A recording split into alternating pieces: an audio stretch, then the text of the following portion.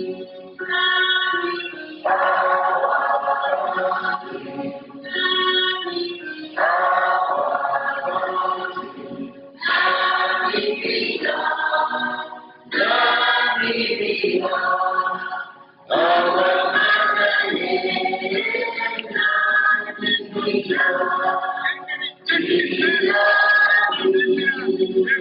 you, Comrade.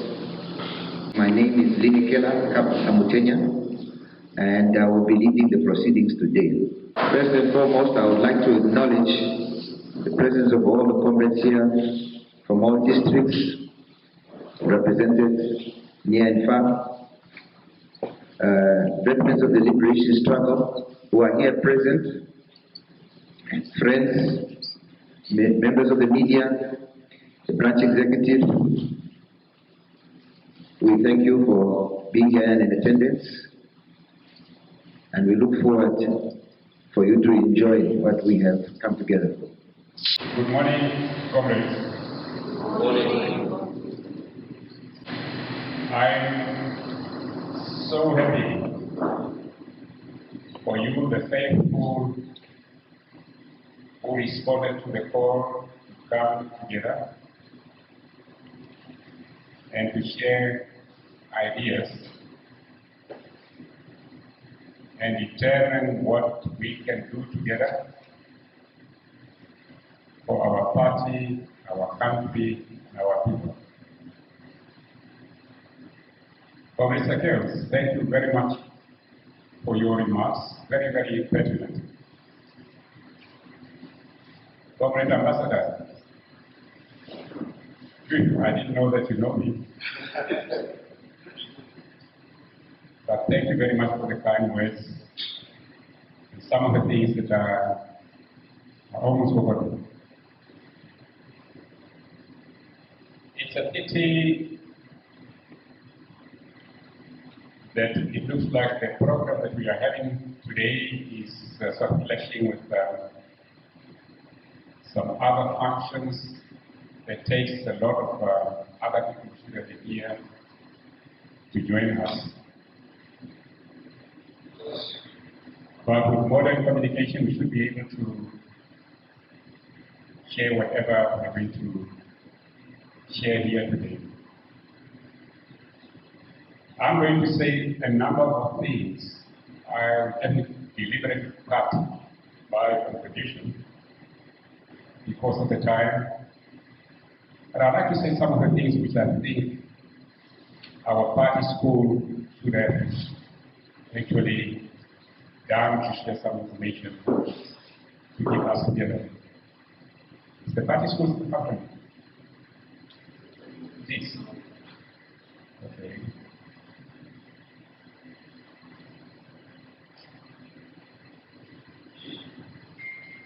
First, let me just make an observation. I've been observing quite a number of things in our country, in our party, and it frightens me to make the following observation. 1990, when we conducted, or rather we participated in the election for 1989, putting SWAPO into running this country. I was so optimistic that we'll continue running this country until our objectives have been realized. We have an objective to liberate the country. And I believe we've done it very effectively. And maybe one of the few countries and people who managed to liberate themselves. Other colonial countries or situations, people have to run to London, to the colonial headquarters, to negotiate how to behave, and then obtain their independence. But in Namibia, it's just the other way around. It's true. Right at the beginning, we believed that the United Nations was going to liberate us. I participated in that, in encouraging people to have hope that the United Nations was going to do it. But the reality dawned upon us that without ourselves making the necessary sacrifices, the United Nations may possibly take years to come and assist us. How did it happen? When Ghana became independent, 1957, it was not called Ghana at the time, it was called the Gold Coast. Those who had radios, and I think there were few people with radio in this country who could listen to broadcasts from outside the country. We thought first that what was wrong in our country was that we were denied only our freedoms, and our freedoms were measured according to the rights that the whites were enjoying, the rights that we were denied. But with radio freedom from Ghana, we start opening our eyes that there are bigger things that we have to strive for. Thanks that we had leaders like Comrade and some of his colleagues who left the country early. They were invited to Ghana to a conference at Minerva. At that conference, where some of the African statesmen were also invited, and countries which were actually not liberated, included Zambia, was also participating in that conference. President Nkrumah of Ghana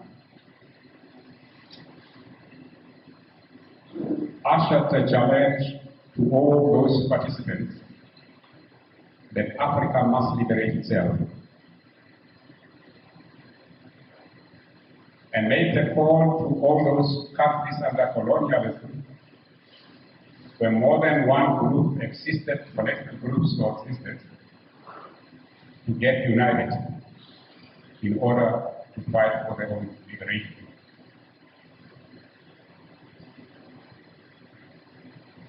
SWAPO leadership, some of them were already outside the country, they participated in that conference. SWANU was also in exile, participating in the elections. And it's very clear that SWANU, made out of intellectuals, enjoyed the limelight in Africa before SWAPO.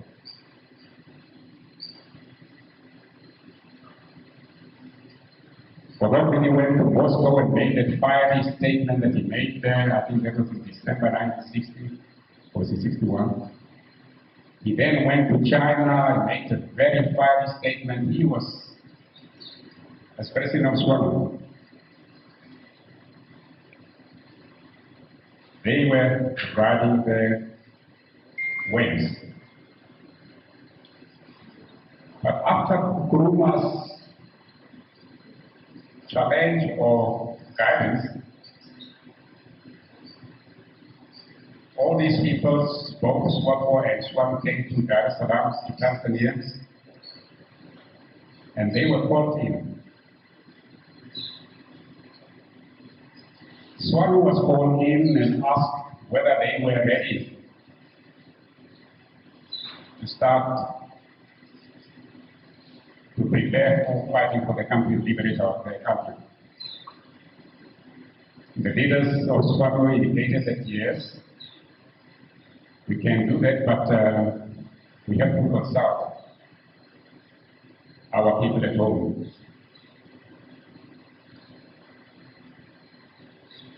Then SWAPO was called in,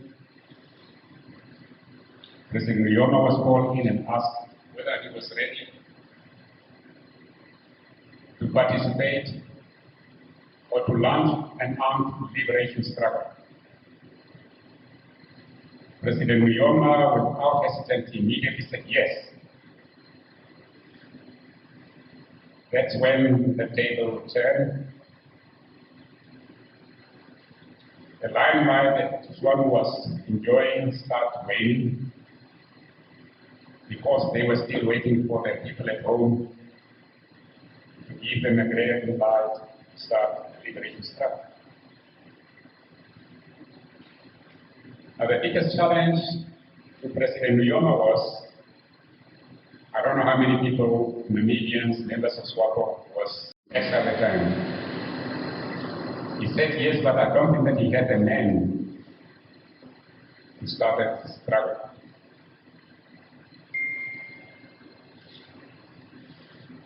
There might have been possibly less than 100 people, SWAPOs.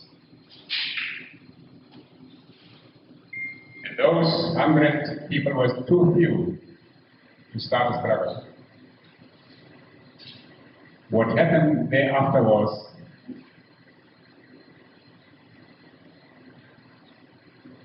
there was somebody called Maxton Tongolume Joseph. May his soul rest in peace. In 1963, started hijacking or persuading Namibians returning from South Africa on contract, who went to work on contract. From Francistown, he started taking them from the camp where they were held, redirecting them to Zambia, to Tanzania, to build this ragtag of freedom fighters.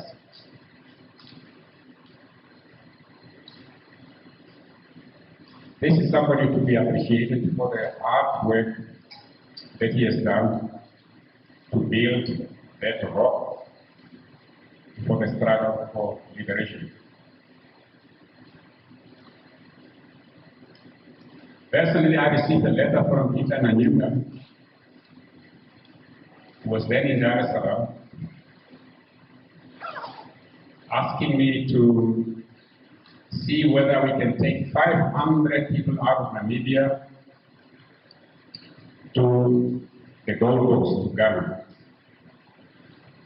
to be prepared for military, to be prepared for managing the affairs of our country after independence.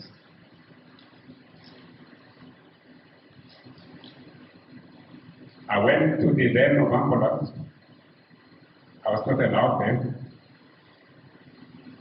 Even when I was offered a post to study or rather to teach at Odipo in 1961, I could not realize that because I was not allowed to enter Angola.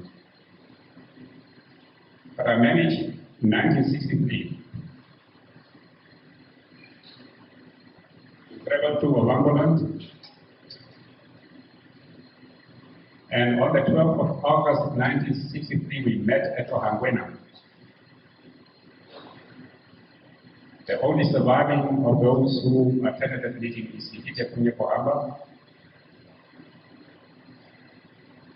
where we discussed two things. One was to mobilize the people in Ovamboland against the Orthodox Islam. And the second thing was for them to give me somebody who would accompany me to find my way to the Atlantic Ocean to see whether it could be done on foot, to take 500 people out of Ovamboland, because I was told that the ship, once we know where the place where the people are going to assemble, the ship will come and assemble there and pick them up. It was a dream not well thought of. But that was the challenge. We committed ourselves to struggle for our liberation. We didn't get the manpower to do so.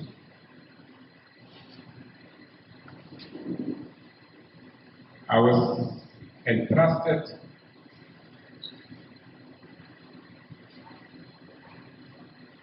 uncle to Hateleni is known as Hamtumbangela.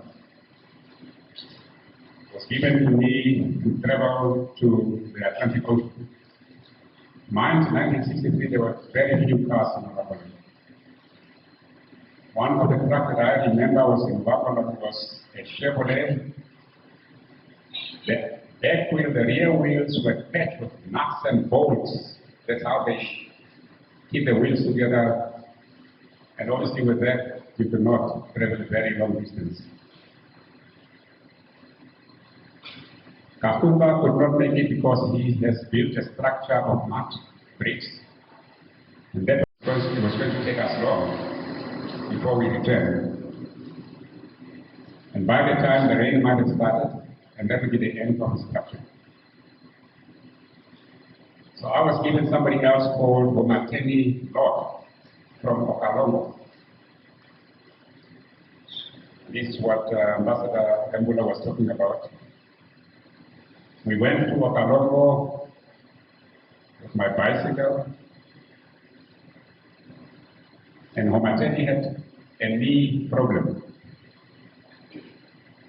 I waited there for a week. The knee was not getting right. We crossed into Angola to Mbaja with somebody called Lazarus Shetekela. He was one of the chiefs of Mbaja. And when I came back, Homateni could not make it. So I decided to take my bicycle, ride to Mbalanu and then to Koronavi and Eunda. There I waited for a week to get somebody to accompany me to the Atlantic Ocean. I was staying with somebody called Johannes Kiala. He's the father to Penda Kiala. I think Penda is somewhere in the country still alive.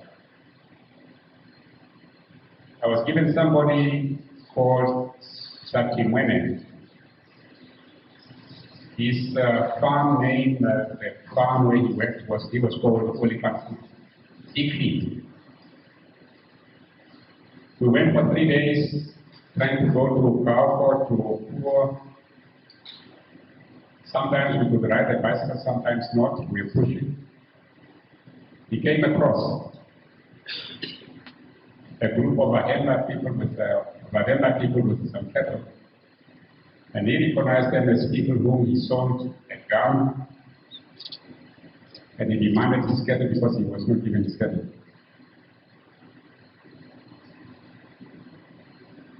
He was told that the cattle was there, he could take them. Now he wanted to persuade me to accompany him to take his cattle back to Koronavi, which took us already 3 days. And I was just not ready for that. I was just tired. I was cheating for nothing. I didn't know the area where I was going to.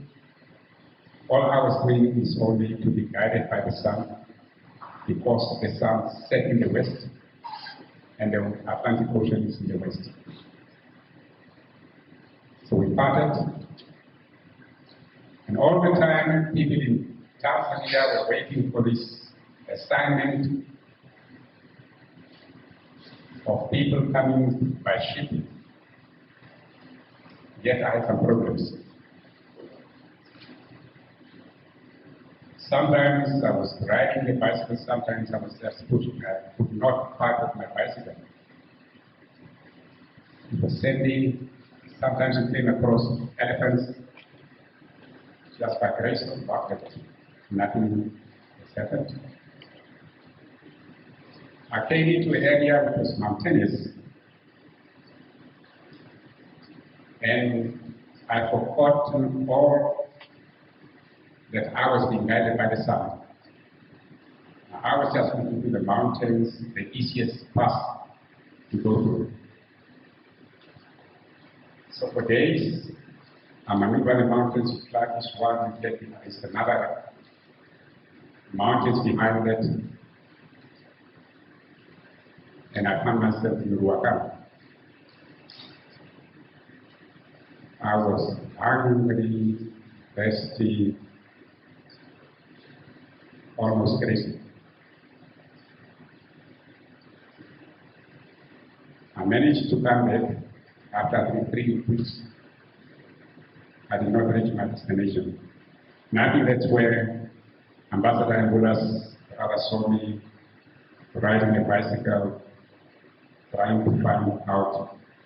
Because it was not only a question of finding where it can be done, but also to determine where you can find water. And hide water for these 500 people who became to be able to replenish themselves. That was my experience after our numbers to start a liberation struggle. Now what I can tell you, and I don't want to put it in such a context, Burupa Karina has managed to mobilize through Chief Clemens Kapoor a number of 164 Namibians, as we are speaking, to lead the country. They were also going for the same programs. They got stuck in Botswana at a place called Makunda. I think only few managed to get through. One was late Kaura's brother, Theophilus, and another one was Joseph Karwaihe, the brother to Johannes Karwaihe, who was an assistant for Clemens Kapoor. The question is, if we did not have the numbers to start the struggle, and Karina through Clemens Kapoor managed to get these 164 people through, what would have happened for SWAPO? The struggle for liberation under SWAPO without a number of people has possibly become futile. And Karina, with his 164 people, would have reached Ethiopia at a number, and their recognition possibly would have changed the order of our struggle today. So that's why Maxton Togorume Joseph should be recognized as having done everything to provide the number as the basis for SWAPO's liberation struggle. Now this is just an anecdote. History will possibly not come to know of it because it's not written anywhere. And most of the people who decided or participated in the decision are no longer with us. But I'm giving this to you. It was not easy to start off something as magnificent as the liberation struggle. I noted that it looks like the close observation will show that at independence, there were people who were hesitant because of the propaganda of the war. Leona was branded a cannibal, children eater, and what. And SWAPO was branded or presented to most of our people as a group of people who were going to take the children and the wives of those who were in authority. So there was fear and suspicion at independence. Most of the whites did not vote for SWAPO because of the war propaganda. We told that at the election 1989, some of the whites who fled to South Africa came by planes. Apparently there were 3 planes which brought these people to come and vote. When SWAPO discovered that these people came to vote and they were not voting for SWAPO. SWAPO members were of those people who came to South Africa to vote. The queues became so long, and these people, the planes could not wait long. So they have to leave the queue, got back on the plane, and off they went. It was so critical for SWAPO to do so. But sometimes those who were hesitant, questioning SWAPO's intention, came to realize SWAPO had good intention in running this country. The last term of Rioma, near pretense as a president, one got the feeling that even the whites who were hesitant were saying, no, wait a bit, this man is not a man that we were told about. They start coming closer to SWAPO. They start attending SWAPO rallies and meetings. That is how it took us so long to persuade all Namibians to come and accept SWAPO as their liberator. SWAPO became a role model. Everybody in the neighborhood was wondering, hey, what is SWAPO doing? How is SWAPO so successful? Everything was working.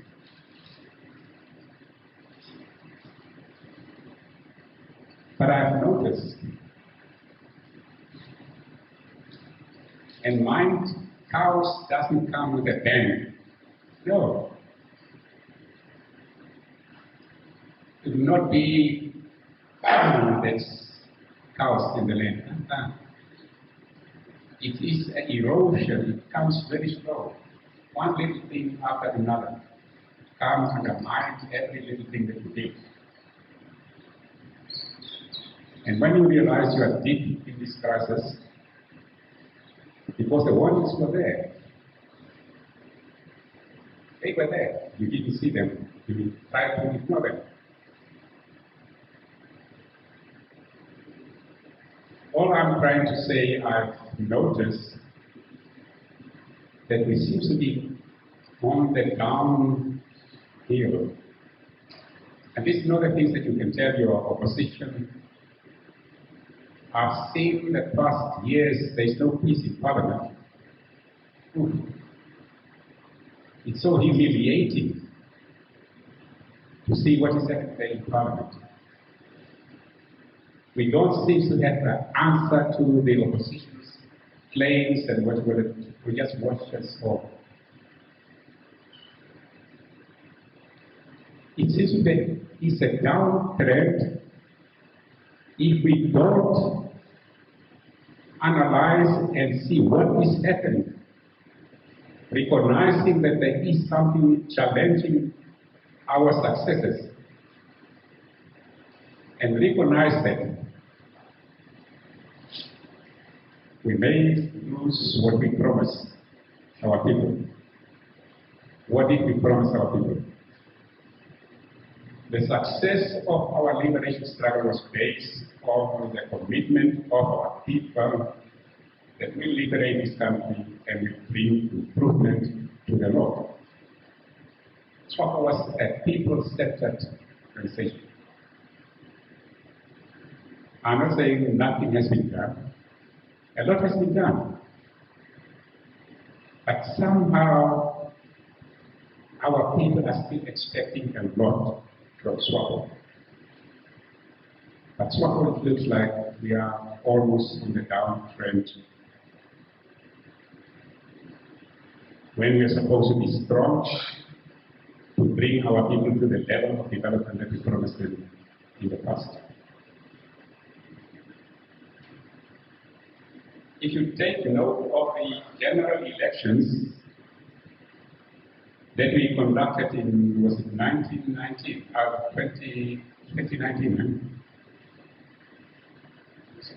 Yeah, that's one. 2019. For the first time, we lost 14 seats. And the value of those seats was what? I'm told about 35 million Namibian dollars that we're getting from Parliament. Now being distributed to the oppositions. Now that they tasted this money, I'm not so sure they will lay down or give this money back to SWAPO without a fight. It's not going to happen. They are emboldened, and they are going to work even harder until we realize that something is wrong somewhere. All the glories of the past, their blood waters our freedom, will become vain.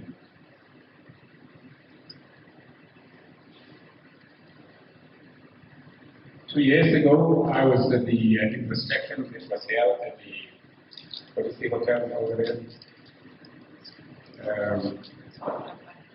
Country Club. This is Safari. The introspection. Country Club. We talk, all of us. We warn each other that we are divided. If we don't solve these problems among ourselves, if we go to these elections, the local government elections, the regional government elections, divided, we are going to pay the price. That was said.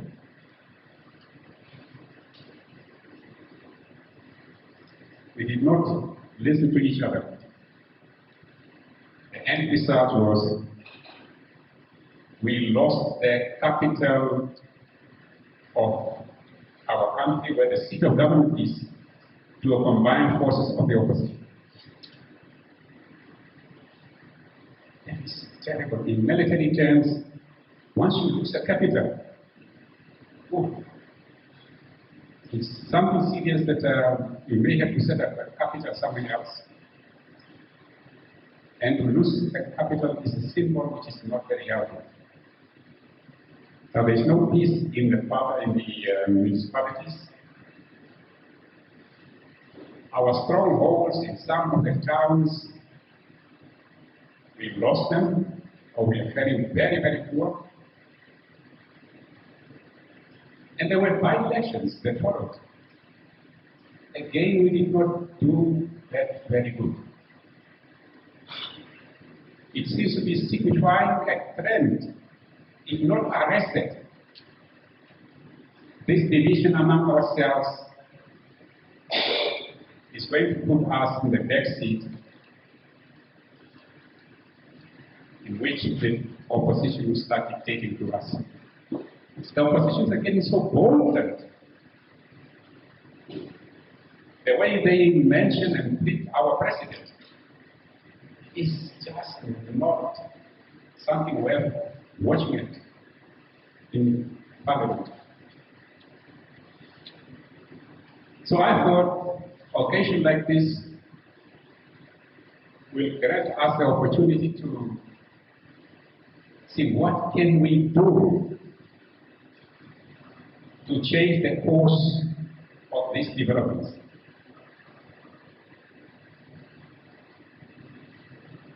Now, one thing is happening among ourselves.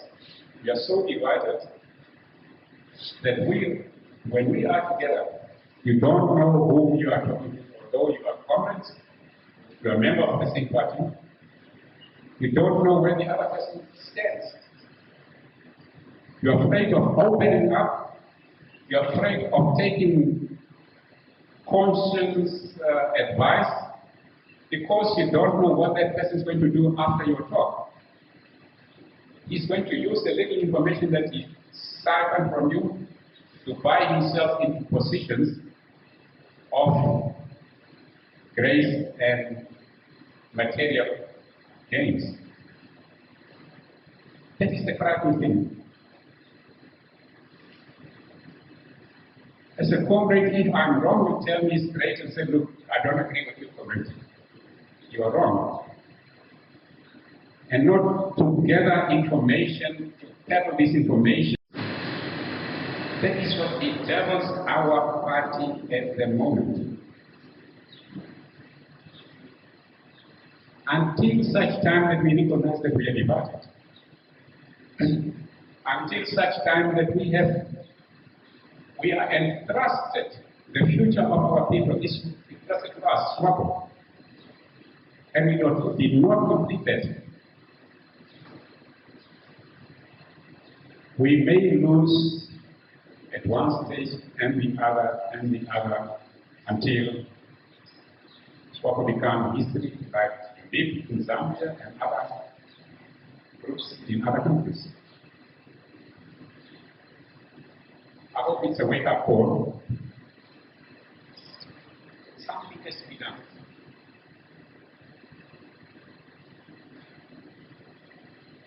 We are divided. I listened to the president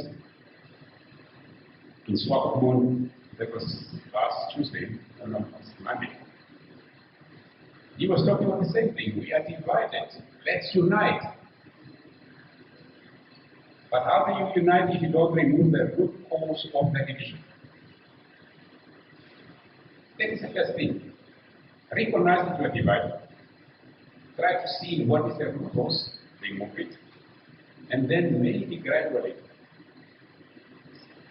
it will start coming together. Some of us are afraid when you talk of their last votes of freedom. Those people who sacrifice their lives, what are they thinking? They are turning their graves. They are turning their graves because they see us, what we are doing, and they see the root cause that we are afraid of addressing. And their relatives, their children, mind a lot of children, not their parents, because they sacrificed in the war for liberation. And we are prolonging the pain, the agony of all those people, because we are not doing the right thing. And I'm just afraid that maybe now that we are approaching our next Congress, divided, are we really going to get out of this left hand? Or are we going to the Congress only to consolidate the division? That is the problem. And once we reach that, reaching the Congress divided, consolidated in the division, that will be the end of the mighty SWAPO. From there, the storm, you cannot stop it anymore. That is our view.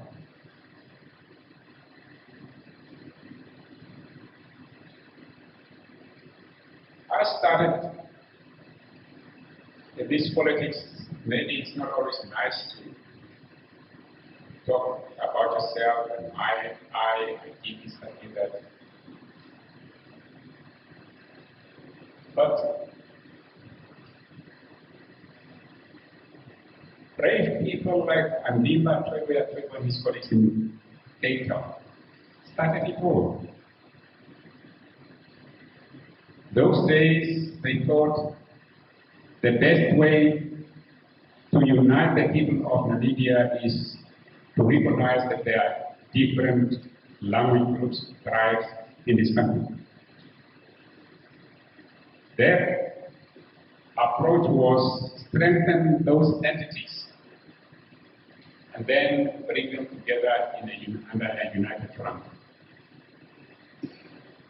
It's not written anywhere, but I'll tell you, if you pursue, because was OPC and OPO the same thing?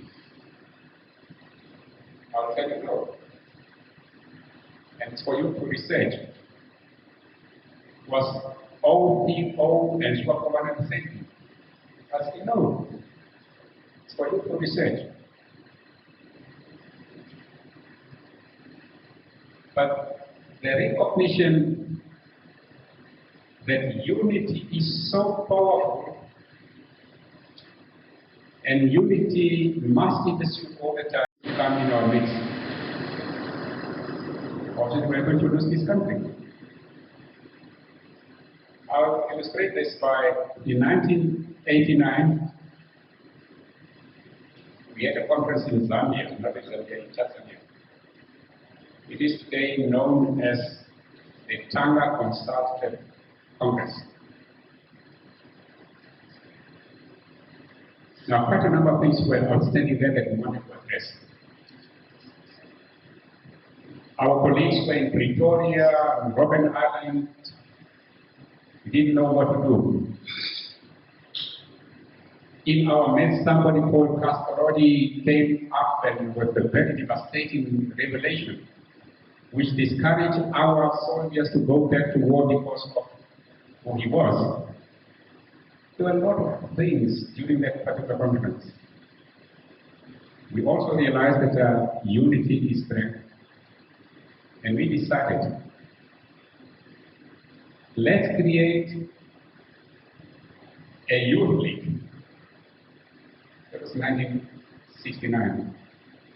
To work among all the youth to unite them in support of the struggle for liberation. We also said, let's create a women wing to work among the women so that they can mobilize the women to support the struggle for liberation. It was not a luxury or a movement because we are women. It was for a purpose. Let's get united using all these wings. We also said, look, let's unite the workers.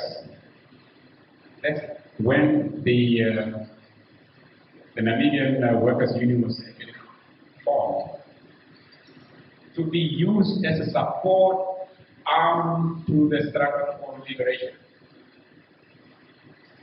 Let's create our elders' council so that among themselves they can work together, mobilize each other to support the struggle for our liberation. Those were the goals. And at that same Congress, somebody felt, let's create a party, or SWAPO should be turned into a party, a political party. He said no. It was too early to create a political party at the time, because the moment it goes into the ideological stances, which ideology you're going to follow, you are going to continue supporting people. The churches would say this, other groups would say that, the story of communism and what would come in and people would talk. You say, no, we have to remain a movement, making it possible for all the people in this country to join, participate, so that we can win the struggle. Unity was very, very critical. Those were the reasons to emphasize the question of unity.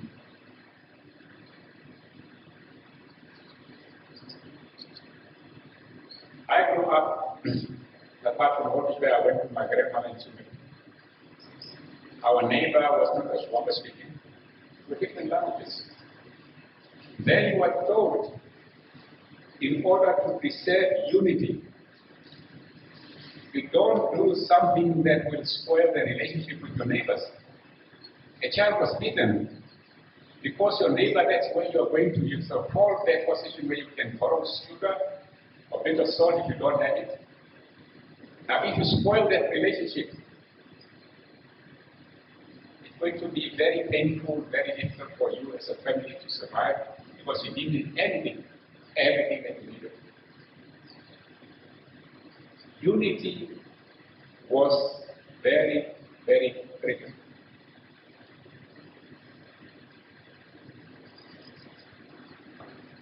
And unity is what we need in SWAPO.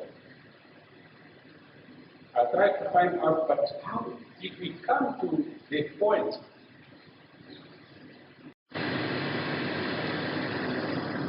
it looks like greed has something to do with it. the role of money has something to do with it. And what else? Maybe you have some additional things. Entitlement. The fear for the future. And fear for the future. Now, I'll tell you, President Uyoma during this introspection, and President Kohamba made that appeal. Let's forget all about these factions with the team SWAPO, team Harare. But some people believe they belong to team Harare, the others belong to team SWAPO. Now I know when we were in Congress in 2017, now Sangula stood up and said, in congratulating the president for being elected, there was no longer team SWAPO. That's what he said. So whatever team SWAPO was, whatever was pursuing team SWAPO, was not what NAHA's slogans. Yet, you have these divisions, team Harare, team SWAPO, going on unabated. When you go to elections, you sometimes elect people or you appoint people to be your managers and controllers. Sometimes they are very scrupulous guys. They go and do something to make you win, and once you win, they say, hey, compensate us because we are the one who put you in the chair. We have people who are coming into the party who don't know the past of this party, where this party originated from. What this party came in life for. The promise we promise our people that we are going to be their liberator, indeed. But the social order, go to Africa, I keep on saying. There are people who are in such a dilemma, economical dilemma, that sometimes they wish they will not wake up the following day. Because they don't know how to deal with the future. They don't know how to address these particular problems. These are the people that SWAPO has committed itself to address their future, their lot, so they can feel that the blood of those who sacrifice was for them.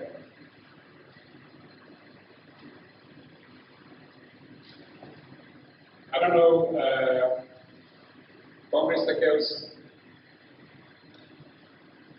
you raised a very beautiful point about the constitution of SWAPO giving its members the rights and also obligations. As a member of the party, you have the right, and that right cannot be taken away from you. It's only under certain circumstances. Either you decide you are no longer a member, or you are dismissed or expelled because you've done something which can be proven to be wrong. Yes, you have the right, and that right is your right for the membership and adhering to the obligation that you have towards the country, the party, and its people.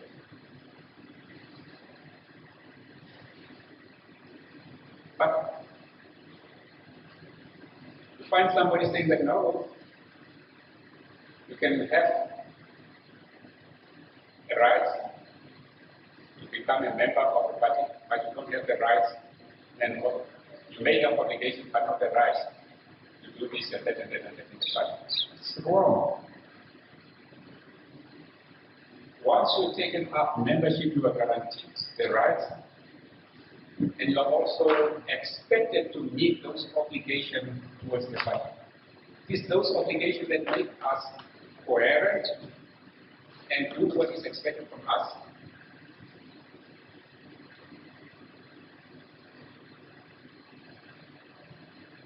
Yes, thank you very much for the quote of Amathila. That was expected from me. Now, even if I go 6 feet deep,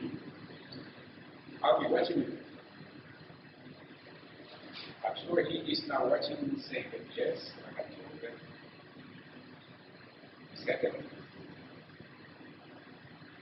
I've told them, and they are following the trend, they are just following the trend. Comrades, I think we could talk of a lot of things, but maybe I hope that maybe discussions will allow us maybe to zero in into some of the things. Because I believe strongly that the structure of our party is such that whatever we do should be to the benefit of the people and the member of the party. You have a branch of the district here. In 1987, we actually, as a matter of fact, in 1969,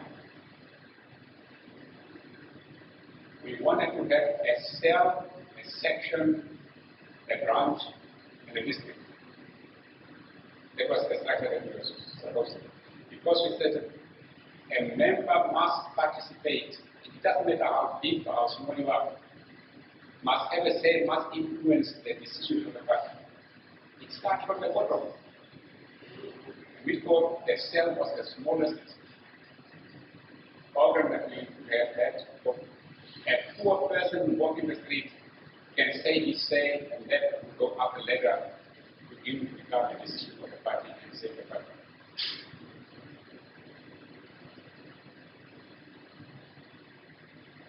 I don't know. We have now a situation, and somebody mentioned, I don't know what it's a text. The branches can create solutions for the party.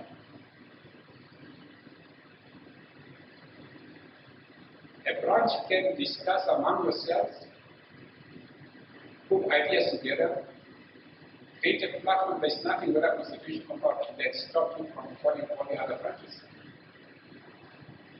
Share your ideas.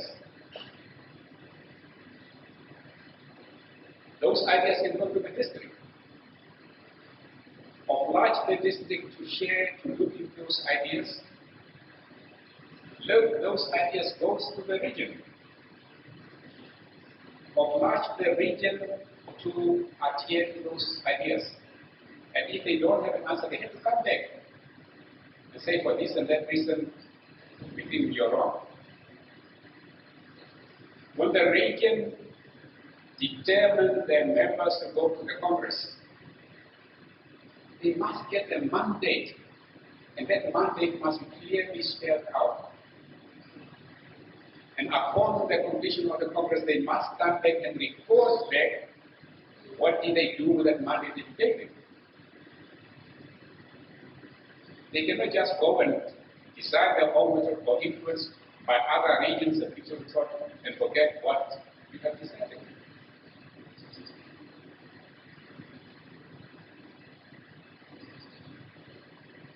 The decision can start from the bottom. It's true, we have very big offices. The Congress, according to our Constitution, is the highest organ of the party, the Central Committee. But it doesn't stop the ordinary men and women like the bottom to have an influence in the decision of the party. One thing that I noticed we are doing, I shouldn't say wrong, and that is something that needs to be corrected.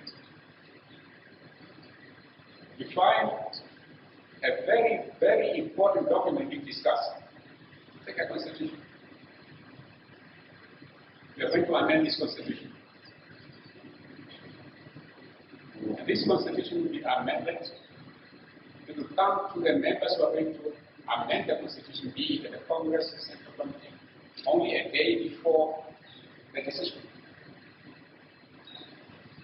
They didn't get a chance to go through this constitution, compare it to other decisions and other constitutions and other documents, policy documents. Go there and endorse,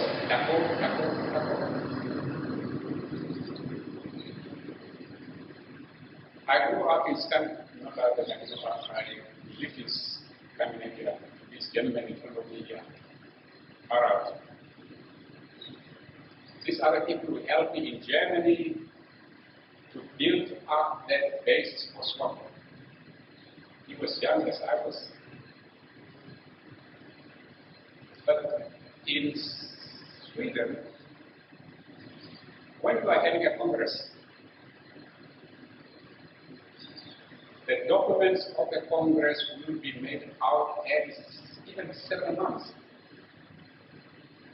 They'll go to the regions, to the district, and all of them will go through those documents and see what they agree or disagree.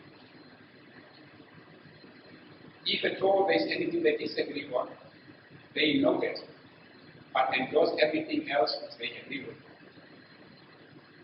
When this document finally comes to Congress, it's not to go through all these resolutions, it's only to look at those regions or districts which have a difficulty, because they are the ones who have the opportunity to explain to the Congress. When you give to the members, you draw up a program, you say, look, if you elect me, this is what I'm going to do for you.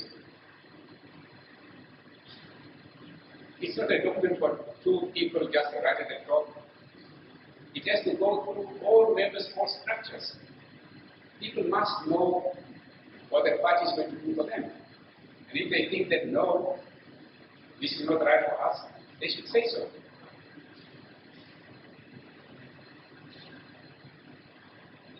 A manifesto is a serious document. It should take note of the future, what are we going to have in the future.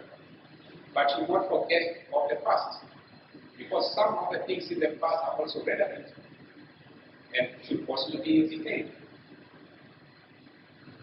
And sometimes we send out a manifesto 3 days before the decision making, and sometimes you get the manifesto just at the time of the meeting. And then you see contradictions which could have been avoided. So, both in our structures and political endeavors or ambitions, there are certain things that need to be addressed to restore our party to the glories of the past. I'll tell you, if we don't see that we are divided and do something against it, in 5, 10 years' time, we are not going to have the same SWAPO, the mighty SWAPO. We start going down. I think. Yes, good day, comrades.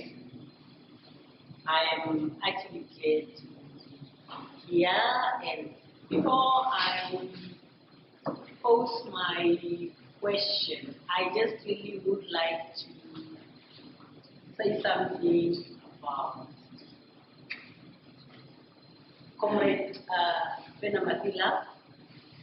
Things were said here, especially by Hamtumbangela about him, and I don't think the occasion is to praise him or to say things, but I think I'll say really in my duty.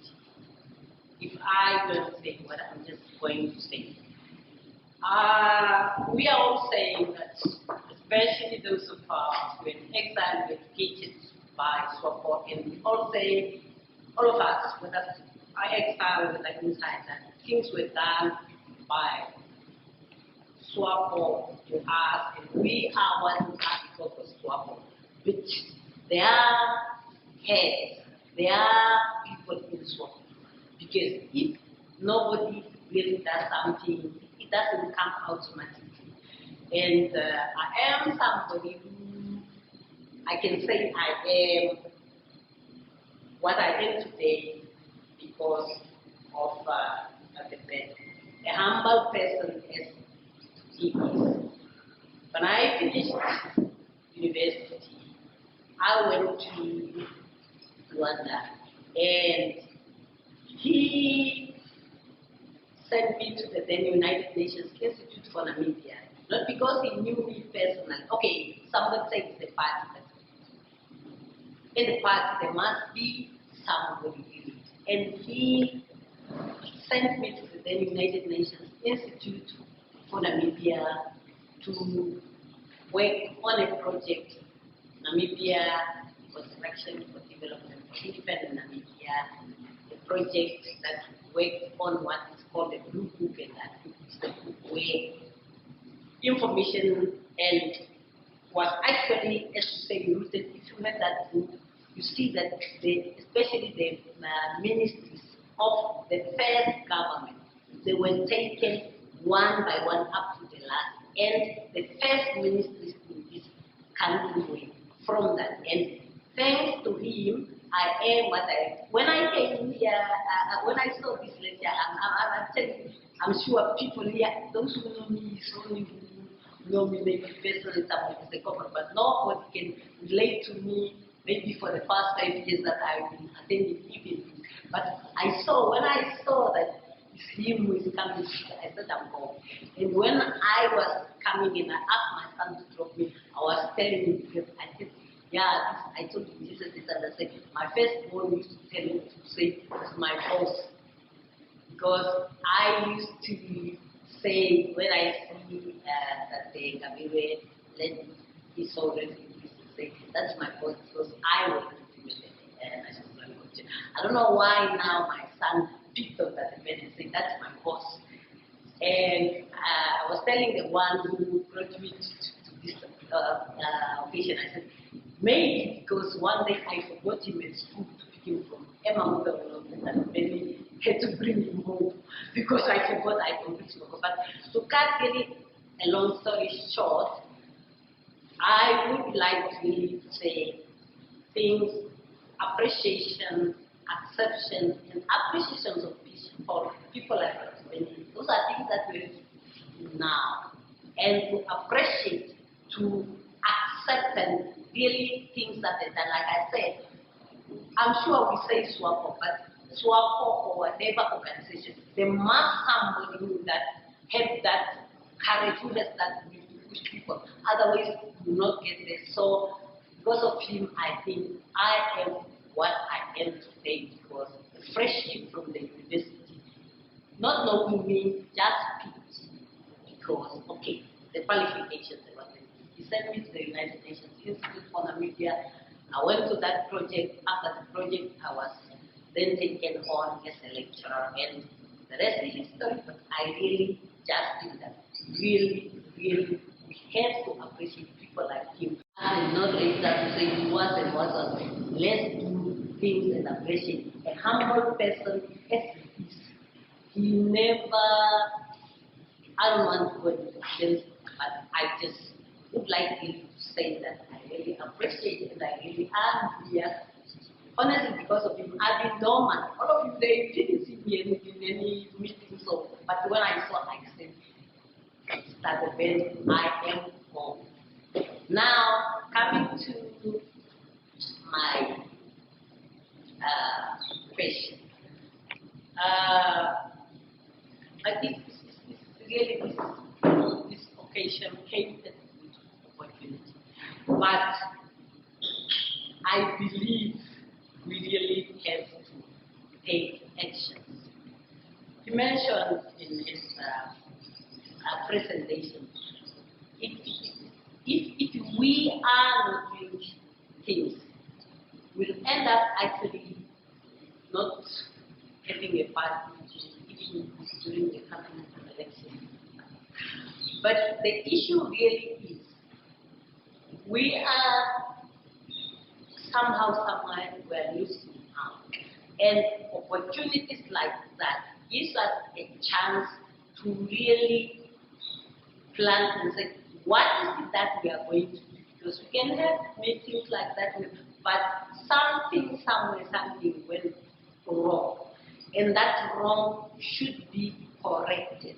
And we should find out what is it that we should do. Because we can talk at the penny, in fact, to the electron, whatever that meeting was. But we believe, and us, we all know, nothing really happened. We have to take concrete steps. What is it what we can do to start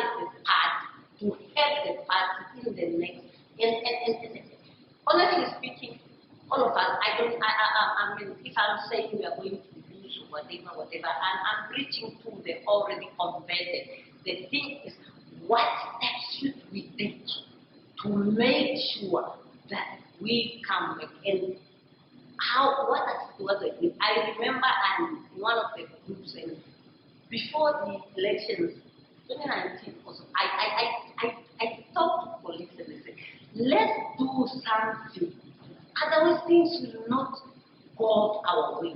And we're saying, but we really have to sit, and the thing of saying, okay, there are no more groups, there are not SWAPO this and SWAPO this. Things are there. Something drastically has to be done, and we have to take a step to say, what is it that we have to do?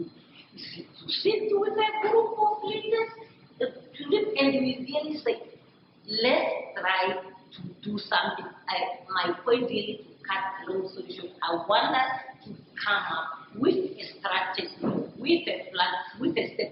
What is it that has to do to come together, to bring the party together and to be the mighty? What we have been. Thank you. Viva Windhoek East District, viva! Viva! Viva Windhoek West District, viva! Viva! Long live Commerce Region, long live! Long live! Thank you very much. My name is Comrade Joshua. I'm a guest here from Windhoek West District. I would like to invite a general comment from Comrade Amathila on the party's political program. The political program document that I am aware of was adopted in December 1991, with the SWAPO Party Congress of December 1991. It seemed meant to serve for a period of 5 years only, and then after being reviewed or amended or whatever. Whatever the case may be, it also seems that it has worked very well, at least for the first 5 years or 10 years or 15 years. I'm saying that because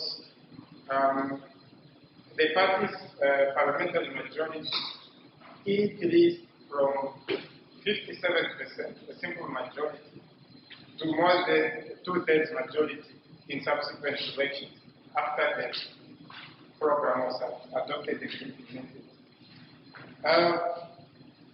The main tasks in terms of the party political program are the continued democratization of Namibia, Namibia as a whole, the economic development, the provision of social justice, and the building of the nation.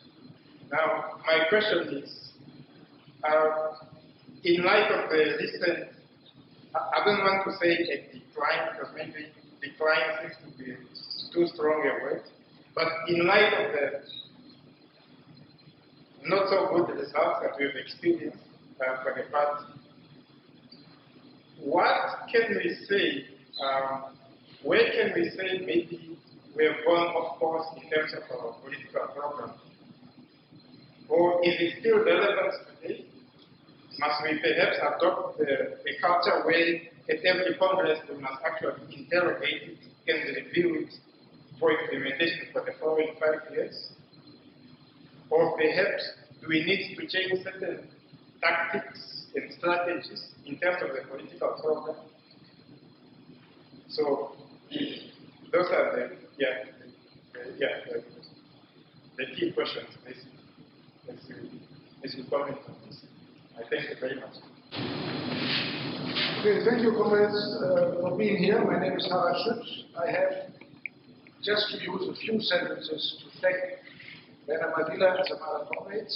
I met him in the early 80s. I think it must have been 1981 or 82, when I was a student. And I was inspired by himself, later on by comrades Namibia, who were in my hometown. I was made in charge of the security of Central Yuma in 1984 when he visited my hometown Bremen. And later on, I met Hamtumbangela in KwaZulu 1988 in October.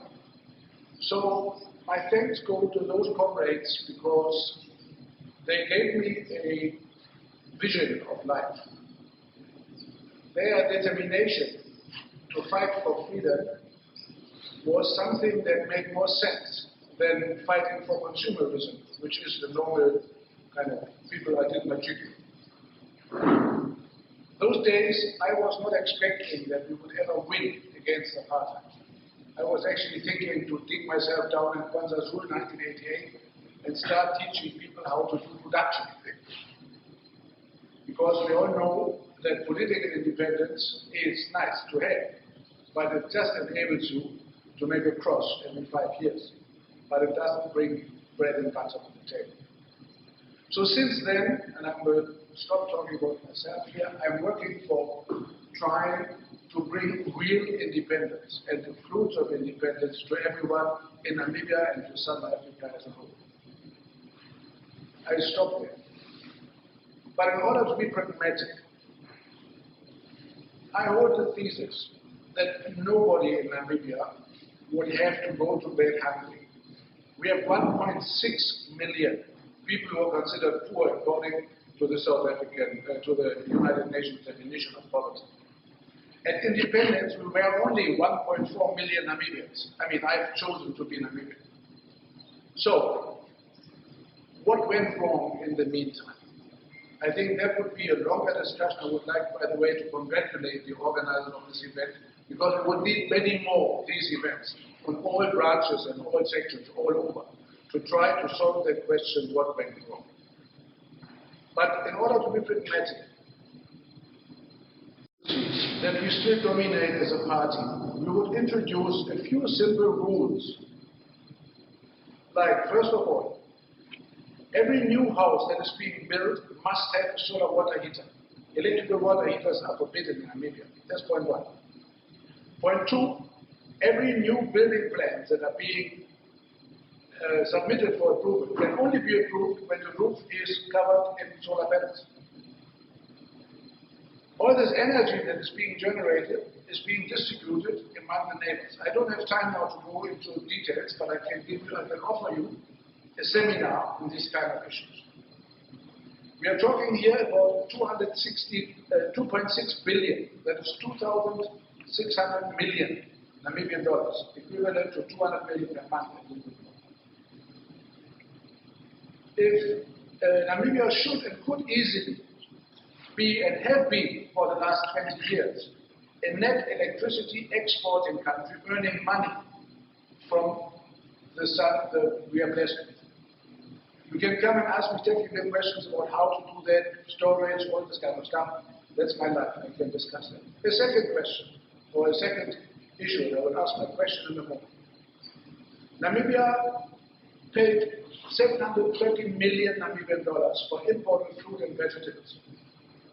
Nobody in the world can convince me that in a country where we have 824,000 square kilometers and 2.6 million people, we cannot feed ourselves.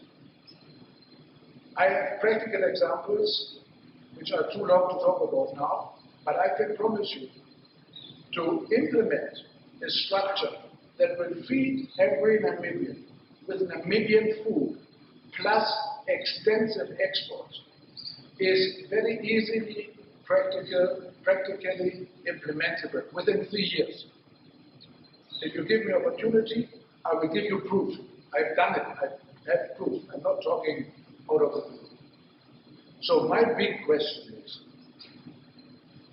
since we cannot answer the question what went wrong maybe 15 or 12 or which years ago, what, I still think we should concentrate on that question, but we don't have a fiscal answer.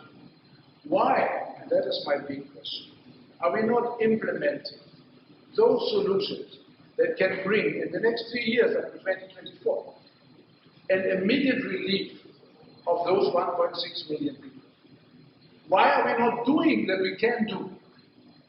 While we are developing our political maturity, analyze our history and find out where we could have done better so that we can have a better future.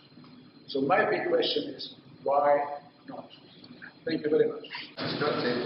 What steps do you think we should make to unify? Because why? And then the second, was the political program, is it still relevant or does it need to be updated? And then the last one was, what went wrong and why are we not developing? Correct? Why are we not implementing the obvious solutions? Okay. Why are we not implementing the obvious solutions? I'd like to say thank you very much, Bernadette. Bernadette has been writing for this.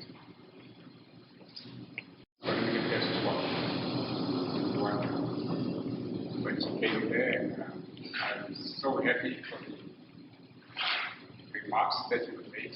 Thank you very much for coming from Rwanda and you look at the institute. Now the rest that she's referring to, I don't know whether the book is available, called Perspective for Independence and what is the book? We were not so sure, in spite of all the resolutions of the United Nations, whether everything would work out according to those resolutions. In war, you always have the possibility of scorched earth policies, where the outgoing regime will destroy everything difficultly to start working after liberation of other independence. Now that's why we decided, let's put together something like a handbook. Most of the people who were running Namibia were mostly whites, and the risk of the danger of them fleeing the country was very, very great. To the extent that we may liberate the country only to find here that nobody can look after the water of people.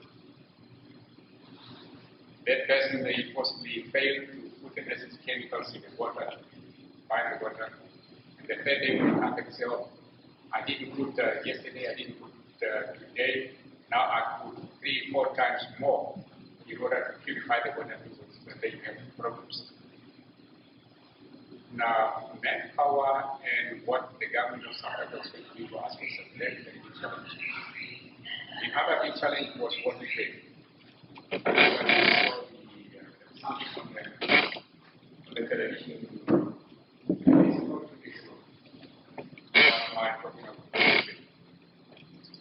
Because if South Africa negate a renege on getting what we pay integrated, it's not all what we pay, it is what we pay plus 13 Indian islands. Some of them have funny names, plum pudding, Halifax. All those islands generate their own waters. Now that simply have meant that if we could not enter what we pay, because South Africa says so, then even Lutherans, you have to pass through South African waters. And that would have created a dispute. Now because of some of these fears, we said, okay, let's create a handbook where the new rulers can flip the page and see what the others were possibly doing and find a temporal solution. For instance, if you take an expert from any other country in Europe, come and fill the gap left by the South Africans, it may take some months before he gets to the right position, even if he gives the necessary documents. So that was one of the biggest challenges that Bernadette is talking about in putting this book together, giving options, what to try and what not to try into the thought in the hope that while you are trying, somebody will come and help. For instance, in Walfish Bay, we said, okay, if South Africa remain in Walfish Bay and they become difficult, they're trying to blackmail us, then what about our locomotives running on diesel? What about the cars? All the farms, fuel farms are in Walfish Bay. Now, what do you do? So we were on the verge of where we had an option that we would negotiate with Norway to give us a fuel tank, this super tanks to be anchored outside SWAPO Party. with all the refined products will be kept to keep Namibia going while we are finding solutions. Not to be blackmailed, that was actually and use a barge system to bring in from the super tank to bring this thing to the land. So that was supposed to be a guiding book, giving you options what to do. Because all of us have never run a government before. And obviously there was going to be, if South Africa just reneged and said, look, I'll make it difficult for these guys, then it was going to be. Even those who saw the South African troops moving out of Windhoek in 1964, see the type of equipment they had, I was just amazed if SWAPO is found to defend every inch of Namibia and South Africa goes into guerrilla warfare against us. Now, it's not easy to defend a territory. If you act in the guerrilla warfare, you can cause more problems, more serious problems. So I was just praying that we are not reaching that. But when I saw the type of equipment that South Africa was pushing out of Windhoek, I felt a measure of relief. Of course, President Namibian has to talk tough. It is his duty as a head of state to give moral and support. But it was not an easy situation until it was over. So for those who really contributed to make it get over easily, one has to thank them. That is the book that Bernadette was working on. And I was coordinating all the United Nations agencies, specialized agencies, to make a contribution to this book. We brought some people here in Namibia, under different guys, to come and collect information, and that was the task that Bernadette is referring to. Now,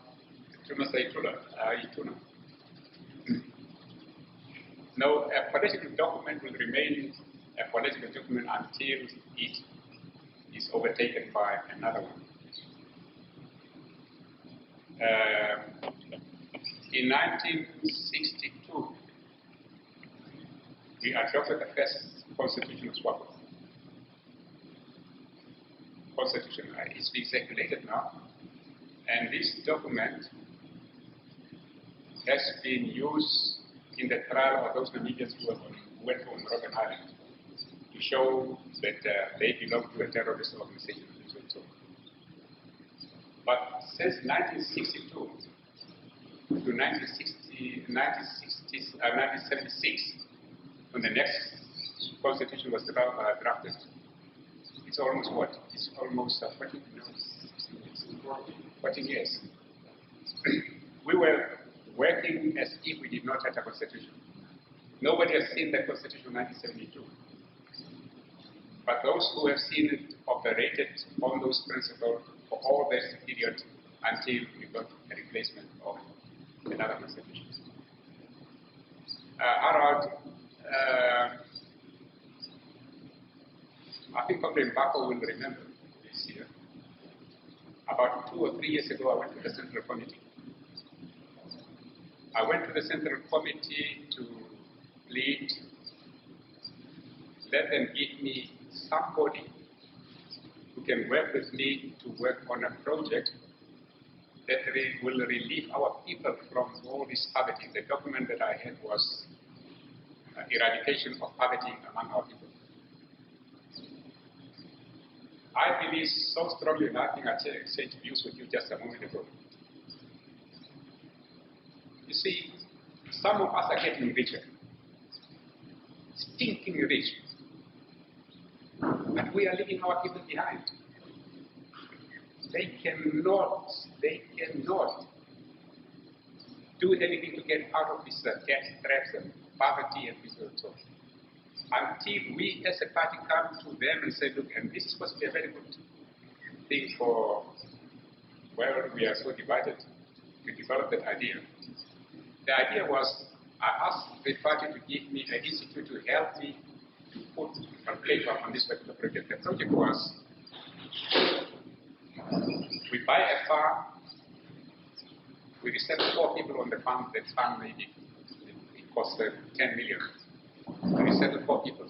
For 99 years, we put 2.5 million in the hands of those 4 people. 2.5. Now, do we have the kind of money to give everyone 2.5 million to do their own projects? We simply don't have that kind of money. But if you say that, okay, you buy a farm for 10 million, and then you say, okay, on that particular farm you put solar installations to generate power.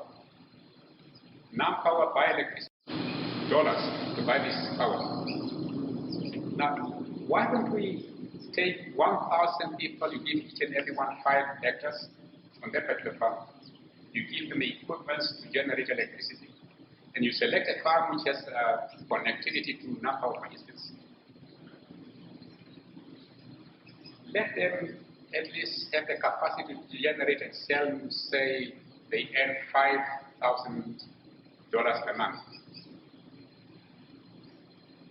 Then you have a situation where 1,000 people on that 5,000 hectares earning 5,000 per month.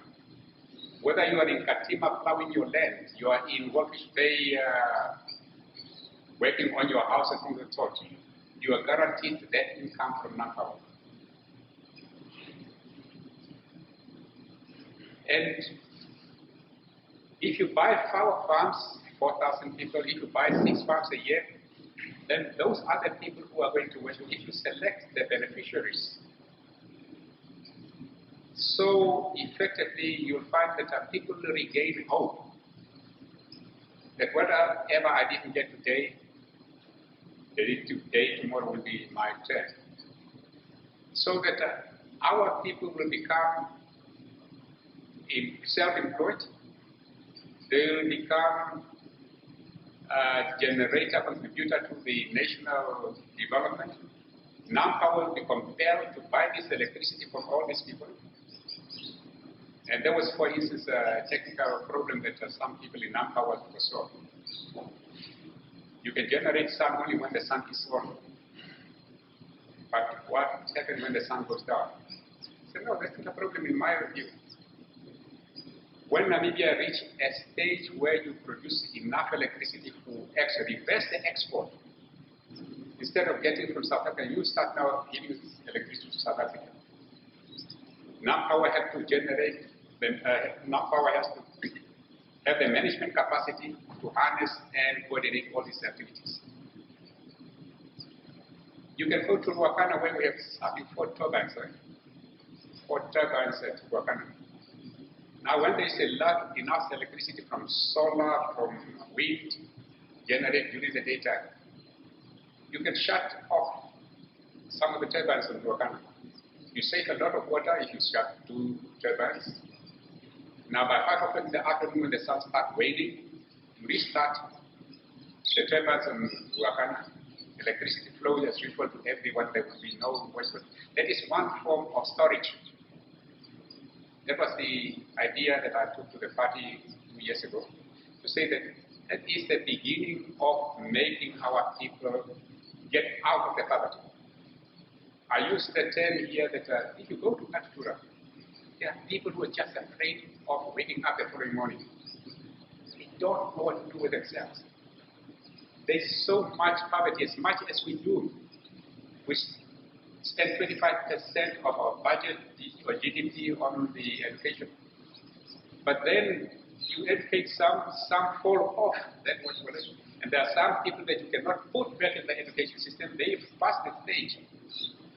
So the question of poverty will be with us all the time until such time as a party we say, look here, to hell with everything. We stop here, now we start a new page. Making our people participate in the generation of power and selling their power to non-power. I know Joe is here, he will of course not agree with me, but we can debate that later. There is at the moment, I don't see at the moment anything that will help to take our people out of poverty. And it's really so painful that we are getting richer and richer, becoming millionaires, but we are leaving our people behind. Those are the people who brought us in life. They are the people who paid for our liberation. We are leaving them behind. So, but that is the Central Committee suggested that I should go to the, what is this other institution? Think tank. And I know that they don't have the capacity. I know they don't have the capacity. Okay, Namibia is now in the limelight. The president has been very successful in sharing information with the investors in Europe, now in the Middle East, and people thought that Namibia has oil and Namibia touch their lives and livelihoods of the people that do that. It will take some time. So maybe if the party can take a resolution, for instance, that say, no, let's invest in these renewables and see how our people can participate. Let them own, even non-power, they can own non-power. Employ holders will be non-power, let them do that. But the benefit must come to our people. The moment we do that, all this hesitancy in what you call it, Katutura, or people threatening you not to vote, will disappear. Now, the other thing is,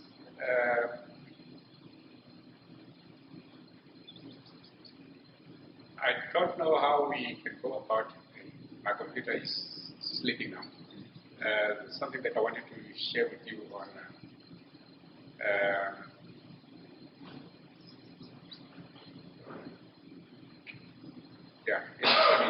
Later. But let's try and think differently. Let's try and think differently. Those parents of ours will disown us one day. And our parents in the grave will start telling and say, hey, this is not the children that we brought up. And that leadership is with the youth. And the youth are terribly affected too. They go to school, they qualify for this and that and that. There's no job for them. If they cannot get out of the country to go somewhere and become buddy with some other people, they will just find themselves on the street. So it's not that easy, but it's a serious matter that the party has to look into to redeem itself from the promise we made to our people. Yeah, what was the other question? The other question I wanted to answer is, there's something that I left, but I'll come back to you. Coordinator for Hamtumbangela Party. It seems the core problem is the unity in the party. So my question is, what can we do now so that we become united, so that we enter the next Congress being united as one party? This is my simple question. Thank you very much. Comrade, my name is Franz Kolike. I think for me, perhaps, the question on the issue that I want you to, in a way, to react on. And this is also one of the issues that I consider. It's quite central. It's making round in terms of the seriousness, the issue of land and housing in Namibia. And I'm saying this because I also have a recollection. I had a discussion twice with the late Dr. Shiriake on this question. And I was engaging him since he was Secretary of Riga, the affairs of SWAPO, before independence, of the independence. So our discussion was, how did we end up with chapter 3? And that also, maybe you can also bring in the question of the deliberation or the spirit of this Western contact tribe, their influence in chapter 3, especially the property aspect and the land. That section, it's like it's either way. One can say separate that section. On the other side, you can also really put your hand down because of that same chapter in terms of what it offers, prospect that it offers to the future Namibia. And the future Namibia that I'm talking, yesterday I was at County Club, the Minister of Justice, they organized a discussion around housing because they are reacting now to the situation. When the bank, maybe you own the bank, maybe you default maybe 200,000, the bank can easily take your house that you've been paying for so long, auction, and they give it out. So there were a lot of people giving, I think 5 of them who were present who lost their property or their house because of that. And that was also what really provoked the Minister of Justice to find a way how best to save our people. Because at the moment, financial institutions are in charge. When you want to buy a house, they are the one you go to. And if for whatever reason we are coming from COVID, just see the impact of COVID. A lot of people also know they don't have resources to finance those mortgages and things like that. So, Comrade Ben, it's really a question of, and maybe also your experience being in some other countries, you pick up so much experience how best we handle this situation of housing crisis in the country. Because really, this is for me, I feel like one of the things that even at the party level, what kind of bring the party in a way of in a weaker position. Because that constitution does not deliver a solution to the society. So yeah, I think maybe that's something in that line. Thank you. Good afternoon, comrades. My name is Comrade Johannes Namibia. I am a delegate of the Amathila branch in Hamtumbangela. And I pose a question, but before I pose the question, I think I would like to attempt to answer some of the problems where our problems are stemming from. Our biggest challenges that we need to address as a party are, one, the social economic situation within the country. If you do not know, Namibia is the second most unequal society on the planet, followed by our neighbor South Africa, which is the most unequal society on the planet. The problem is stemming from the lack of a coherent party ideology. To solve this problem, we need to develop our Pan-African ideology and adapt it to the 21st century way of thinking. And number 3, we need to strengthen our internal SWAPO democratic value systems so that members in the party are held accountable for their actions. The lack of a direct democratic centralist system for members outside of the mother body, but within the SWAPO Party structures, allows issues in the party to go unabated. And lastly, number 4, the SWAPO Party Youth League, in conjunction with the SWAPO Party Pioneers Movement, is a transmitting belt of the party ideology to the next generation. It's unfortunate that these organs are not functioning adequately towards their respective mandates. My question is, are there concrete plans to solve these challenges? And if we do not solve these challenges, especially in regards to the ideology, democracy, centralist democracy within the party, the socio-economic climate, and party structure, the future of the party is in jeopardy if we do not proactively solve these challenges. The mighty SWAPO Party will rule beyond the 800 if we tackle these problems I underline seriously. I thank you.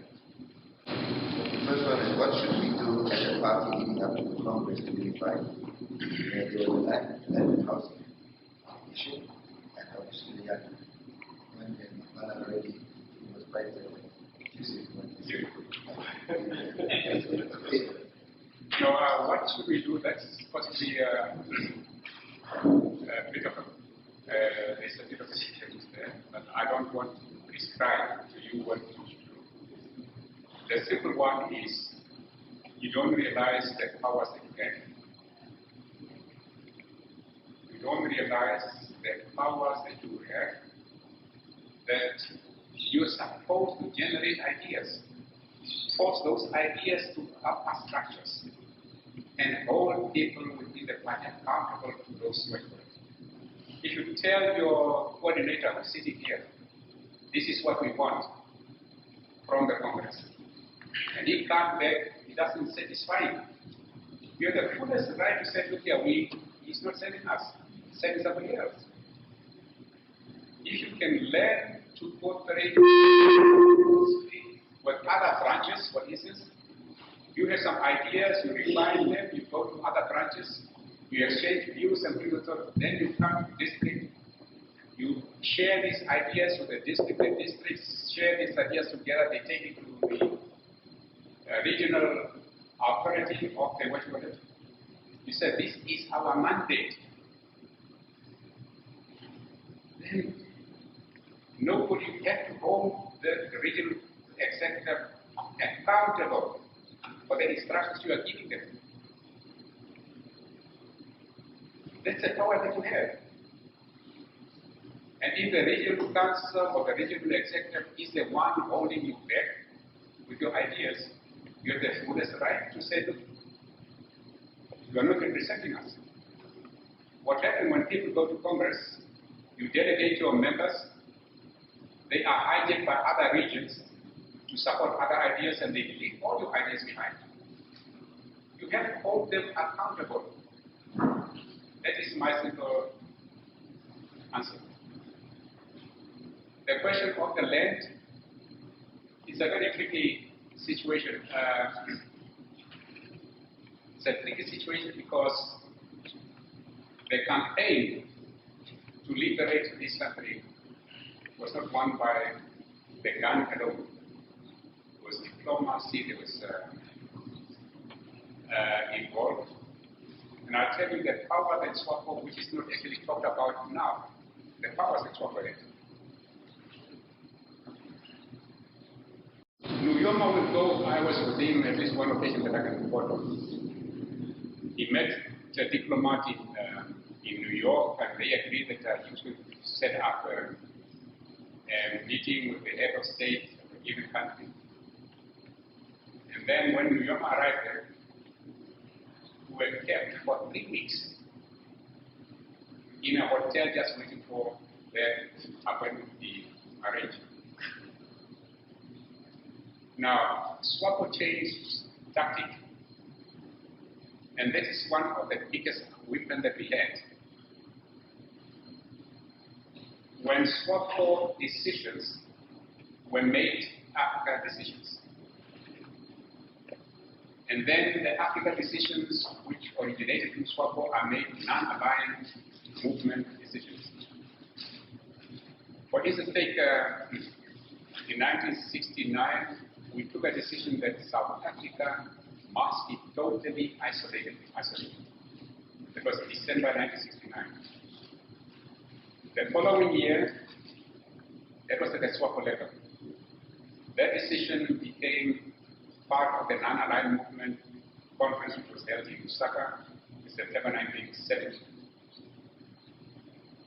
Now, once the decision is a non-aligned movement decision, it has to be supported by all those countries, members of the non-aligned movement. When it goes to the United Nations, all countries, non-aligned movement countries from Latin America, Asia, Africa, and also Eastern Europe, they will support it. Now, you may possibly recall 1967, I think, Mr. Foster, the Minister of South Africa, made a statement, was asked why is his troops in Zimbabwe.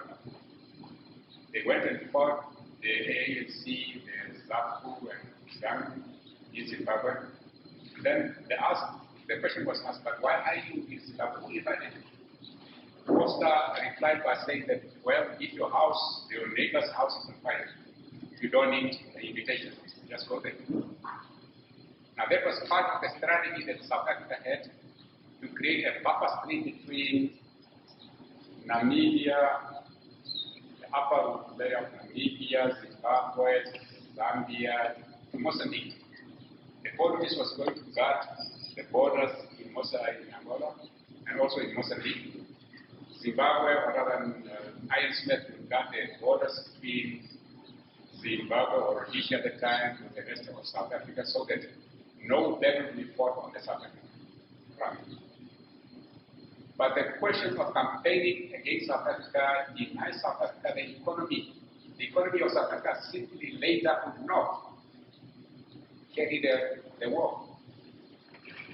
The Cubans brought in some fighters, jet fighters, which allowed Kuda to settle over Namibia. And that was going to create a very international sort of terrible situation. South Africa was no longer in a position to monopolize on the airspace over Namibia or the other places. And so a decision that started with a SWAPO Consultative Congress in Tanganyika had ripple effect to the extent that the domino started falling. That was 1969 and 1970. 4 years later, the Portuguese had a revolt, the Portuguese army. Mozambique fell, Angola fell, and 4 years later, Zimbabwe fell, and South Africa simply could not control that westward. And that is the decision which started the SWAPO. There has been an attempt before, it's true, but I want to attribute this to a simple decision that started the SWAPO. SWAPO decision becomes an Africa decision becomes a non-alignment decision, to the extent that when it goes to the United Nations, all the countries work in unison to support that decision. That is a weapon that SWAPO had, which nobody talks about. Now, the question of the land, it's true there has been negotiations between ourselves and indirect to South Africa through the contract group. Obviously, some of the to look after people of German origin here. And they want to make sure that their property are not affected. Now, in all negotiations, you have to be prepared to give and take.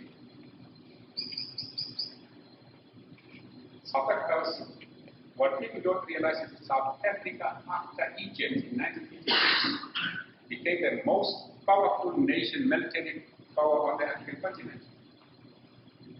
When Egypt was attacked by France, Britain, and Israel, destroying the Suez Canal, Egypt had destroyed the Suez Canal, sheltering all the boats there. South Africa became the most powerful military machine on the African continent. And that is what SWAPO was fighting. Now, people don't want to see it that way, that SWAPO took on the mightiest on the African. And at the end of the day, we succeeded. Weakened the economy, countered the because what South Africa was fearing most is to have a situation where the whites were dying in towns, in both in South Africa and Namibia. They wanted to protect, to prevent that. But gradually it was happening. The ANC was flanking in from Mozambique into South Africa, bombs were going on, and things of the sort. So there are certain things that we have to concede to the contact group in order for us to get our liberation. But that is up to us. Let me just also tell you that I'm not so sure under the conditions that we have that land will solve all our problems. People they want land because they think by getting land you are going to be rich. It's not true. It's not true. I have a piece of land. If I was not in this lucky position to have some income from government, to manage that land is not good. Earlier on, I told you the proposition that I was making.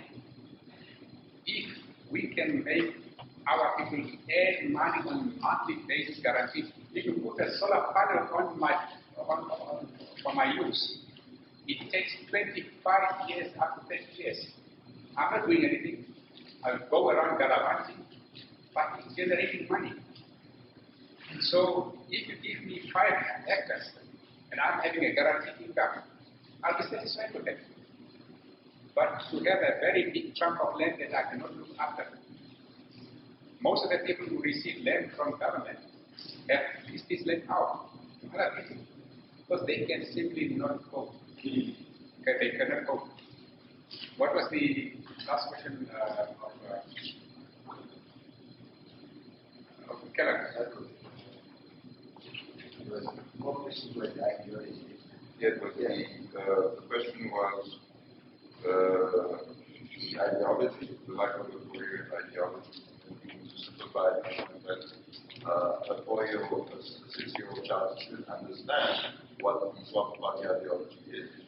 The social economic situation since we are a second fundamental society, and strengthen internal democratic values and the issues within the SWAPO Youth League and the pioneers movement. So, what I stated was, my question was, are there concrete plans to solve these challenges? If we have basically concrete plans to solve these challenges. Yeah, ideology is, as I mentioned earlier, to build an ideology, you have to have a very strong machine to implement. And then you have to have a mechanism to consult. You cannot impose ideology on your members, on people. You have to start with it. Let them be imposed on the ideology. But if you try to impose it, you're going to do some of it. That is my experience. And I'm not talking here on behalf of SWAPO, I'm talking just my own experience. That's why you have structures. In the constitution of SWAPO, there is a provision that the Secretary General of SWAPO must visit the regions, must visit all the SWAPO. And during the conference called the introspection, I made a proposal. I made a proposal that, look, she cannot do everything. There are a lot of comrades who are in our midst who have served the party in leadership position for 40, 50 years. Those comrades know the party very well. They are on pension. They don't need anything from the party. All you need to do is just to ask them. Maybe one should be one to advise, not advise, but to help the Secretary General on regional government issues. He is going to all the regions, talk to the people there, see what the problems are, advise them what to do, what the Constitution says, and report to the Secretary General. And then it can be formalized. Local government. I'm told that the local government in Windhoek is in total disarray. So you have somebody who stand on the regional headquarters. The regional headquarters have to come and tell them what to do and what not to do and things of the sort. They are elected on the basis that they know their party very well. And they should be able to act accordingly. Now, if you put up somebody to assist the Secretary General only on local government issues, going the whole country through, talking to people wherever there is a problem, he may not even demand money from the party. Maybe he will, at best, he may possibly demand fuel, but otherwise he's on pension, and his pension is such that maybe he can carry this cost himself. And that is one area that we can tackle without any problem, to serve our people and to advise those who are elected on our ticket to be able to serve the nation and make a difference. Because in Windhoek, the combined opposition is so strong, not actually so strong, but they've been giving our people a headache. That must be corrected. Finally, my view is, again, you have a hidden power that you don't want to utilize. If you can organize yourself at branch level, at district level, at whatever, to make sure that your advice or your decision, your resolution is carried through to all the other branches. Whoever is representing you in the regional authority must be accountable. You help them accountable. You'll find that some of your decisions will become fruitful, and they will go to the party, to the Congress, and the Congress cannot ignore them until such time that we change the approach to the Congress. The documents of the Congress must be circulated in good time so that people can study them, research, see 5 years ago. You know what is happening now? You have the concept of a testament that I was talking about earlier on, the manifesto. For instance, just an example. You put up a manifesto today, go to the people, say, this is what I'm going to do for the people, whatever measure you're going to use, this is what I'm going to do for you, and the same thing. 5 years later, somebody else comes into the big office. He said, no, I want to show that I have a different approach altogether to issues. Now, those 5 years of the earlier manifesto has been paid for. People have the expectation that those manifestos were going to work. And here somebody would come up and say, no, this one. Make another manifesto. And another one, 5 years later, we make another manifesto. A manifesto is a document that you take, you study it, you see the implication on the earlier manifesto. Make sure that the useful programs that you have in the manifesto in the past are retained and continued upon. Just don't brush everything aside. Otherwise, you'll find yourself just running in circles. Just like a puppy chasing its own tail. Just running in circles. You are not going forward. One step forward and one step backward. That is. Now, if you can ensure that all material, all documents prior to the conference are distributed in good time for people to make research, they may help the party leadership not to run into a situation where you say you build up something that is looking to work, will be criticized. How many times did we change our constitution? I was telling you that the constitution 1961 to the one in 1976, it took 14 years. We didn't tamper with the constitution. Some because people didn't know there was a constitution. But if you have to change, every day you change your constitution, it's partly because you are not serious in looking at your constitution, you just approve of it, as drafted by whoever drafted it. You discover the mistakes only later. But in the constitution, go through a process where everybody participates. And then there is a likelihood that you are going to have a lasting constitution. The moment you change your constitution on a daily basis, on a yearly basis, it's going to lose value. And that will contribute to it can be held accountable immediately. You don't allow somebody to do something wrong today, and you wait until for 5 years to come and punish them. There is no relevance between the act and the punishment. There must be a disciplinary organ that will act immediately, investigate, hold people accountable, and let them be seen to be punished for the wrongs they've done, rather than before or after they've sort of forgotten. That's when you come with a disciplinary hearing. There are other things that can be done. Equally, for you as a branch, I'm pretty sure there are quite a lot of people who are pensioneered. Maybe they cannot go to Congress anymore. And we are going to lose institutional memories of those people who have been 40, 50 years working for the party. They know this party in and out. But because of the structure that we have in the Western College, they can no longer render their service to the party to make the party strong. So, you have the power. As long as those people are members of SWAPO, invite them, talk to them, see what they can contribute to make you strong, and through you, you make the party strong. I don't know, maybe I've said too much. The risk of contradicting myself is great. Over there, and thank you very much for Ebola and others who organized this meeting. I want to address this question in unity. As Comrade Ben and others were talking about unity, I thought about an author called the Chime Achebe from Nigeria. Chime Achebe is famous for a very seminal book he wrote called Thinking Apart. But he wrote another one called The Problem with Nigeria. No, The Trouble with Nigeria. And it's not very well known. That book, The Trouble with Nigeria, was written after the Civil War.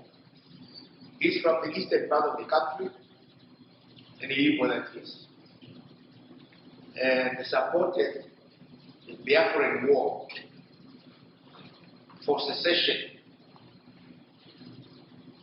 He at one point was foreign minister of Biafra.